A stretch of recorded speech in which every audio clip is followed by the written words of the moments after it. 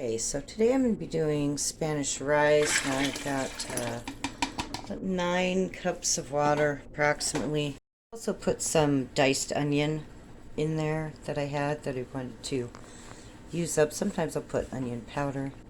You don't necessarily need the onion, but I just like the flavor, so that's in there as well.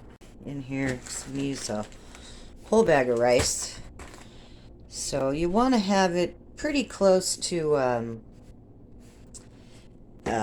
4 times the amount of water that you have for rice. At least that's how I do it, because I do not want crunchy rice. And I find if you follow the instructions on the bag, a lot of times the liquid will evaporate before the rice is done and you get crunchy rice. And then I have the tomato chicken bouillon here. Again, I'm not going to measure, but you want about a spoonful per cup of water. I've got, call that 2, 3, 4, 5, 6, 7, 8, 9. That should be good. I am going to be adding some other seasonings to this. Okay, so I've got some paprika, and I really go heavy on this. Also cumin.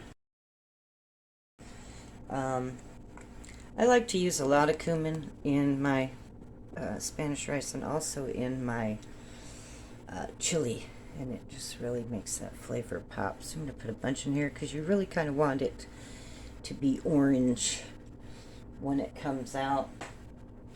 Then put just a little salt because the bouillon is pretty salty. And then I'm going to add the rice.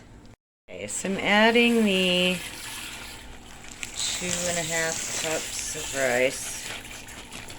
At least that's what it claims. It says there are 1/4 cup servings per bag, and I have this yummy non-GMO rice going here. Gulf Pacific, I guess it's called. And I've got the seasonings in. I've got the onion in there. So, like I said, with rice, you really want to use way more liquid than what it calls for if you want it to come out real well. So you just bring the water to a boil, and then you let it simmer for about 20 minutes. Now with rice, I don't know if you know, but you can put it right in the water before it hits a boil.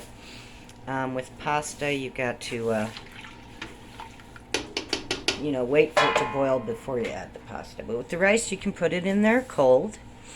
So we're going to let it hit a boil, cover and simmer for 15 minutes.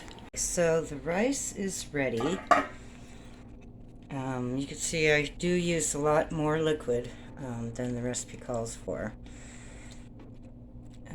I'm just going to go ahead and drain it. You could let it cook off or use slightly less than I did, but I really like to make sure that the rice is soft.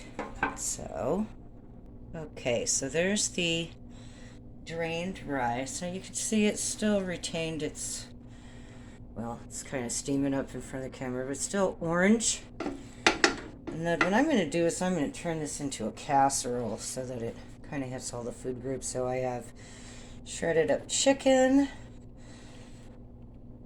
I had those same seasonings in there.